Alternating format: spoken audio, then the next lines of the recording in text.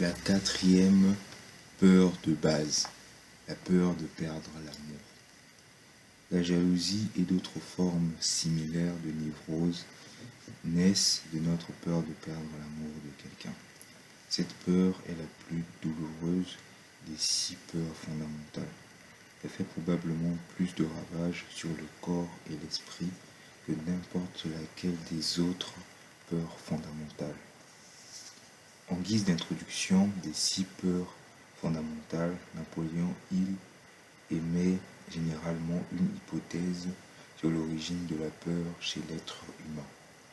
Dans l'édition originale de ce livre, il suggérait que la peur de perdre l'amour pourrait tirer son origine de l'habitude qu'avait l'homme préhistorique de voler la compagne de son voisin et de prendre des libertés avec elle chaque fois qu'il le pouvait.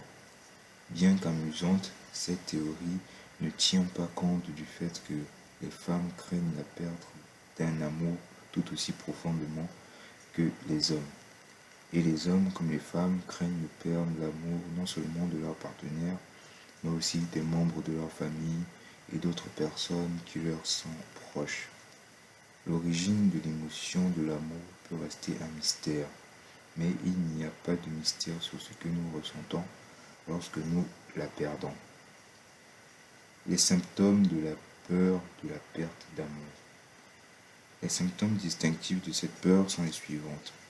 La jalousie, la tendance à se méfier de ses amis et de ses proches, l'habitude d'accuser sa femme ou son mari d'infidélité sans fondement, une méfiance générale à l'égard de tout le monde et ne faire confiance à personne.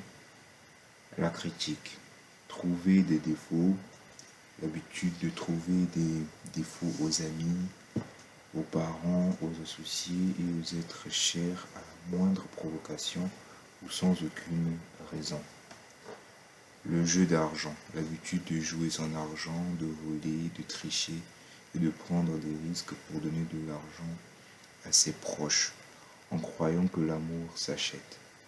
L'habitude de dépenser au-delà de ses moyens ou de s'endetter pour offrir des cadeaux à ses proches afin de faire bonne impression.